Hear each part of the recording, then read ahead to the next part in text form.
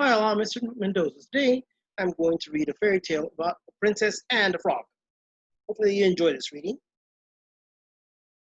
The Princess and the Frog by Tasha Gunther and illustrated by Leanne Gunther, based on the German fairy tale first collected by the Brothers Grimm.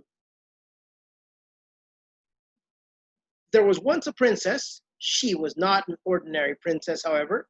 This princess loved to play alone in the palace gardens while she tossed around her favorite beaming golden ball.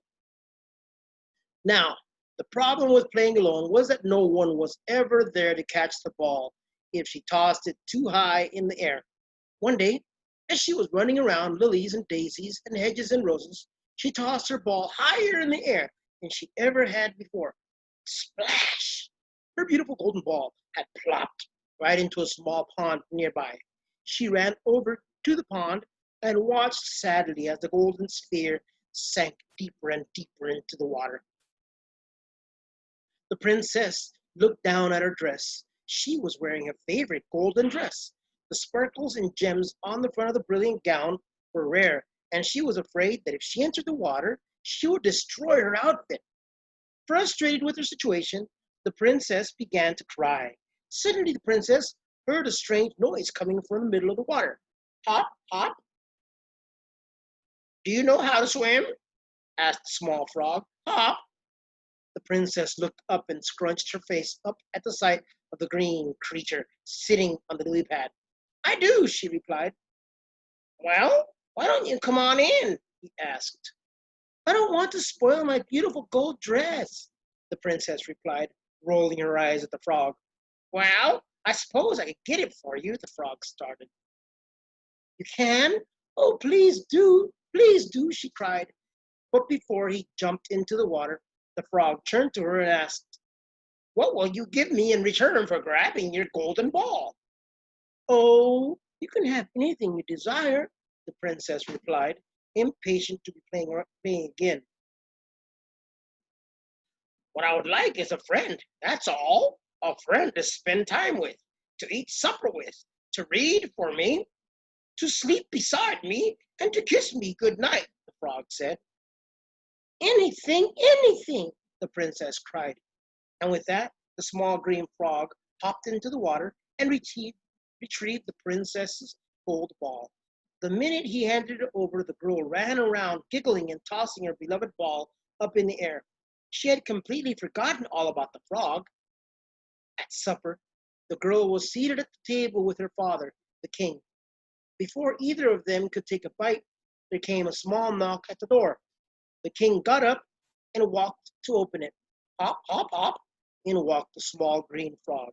I have come to eat supper with you, princess, the frog said happily, hopping up on the table. The princess gently grabbed the frog and placed him outside the door. Slam! You remember the promise that the princess made to the frog? That she would be his friend? Is she being a very good friend right now? Not at all. She turned her heel and sat down at her spot once more, ignoring the suspicious look from the king. And who was that, princess? He asked her. Oh, no one, she replied. The stern look from her father caused her to go red with embarrassment. She told him that she had promised the frog that she would spend time with him and eat supper with him and read for him and let him sleep with her and kiss him good night. But I don't want to hang out with him. He's gross, she continued. A promise is a promise, princess. We must always keep our promises, the king said wisely. With that, the girl slowly shuffled over to the door and opened it. Hop, hop, hop. The frog ate supper with her and then followed the princess into her bedroom where she began to read. What are you reading? He asked, trying to peer over her shoulder to see. Nothing, she replied, shrugging him off. Sadly, the frog hopped over to her bed and sat down on her pillow. Before he could get comfortable, the princess ran over to him, picked him up, and placed him by the window. Again, is the princess being a very good friend to the frog? Not at all. But you promised, he cried. She sighed and took him back with her to bed. She read him a bedtime story, and surprisingly, the frog was quite smart and funny. She actually enjoyed his company. When it was time to sleep, The frog asked her for a bedtime kiss. She refused, scrunching her face once more at the sight of the green creature before her. The princess shut out the light and tried to go to sleep. Suddenly, she heard the sounds of weeping.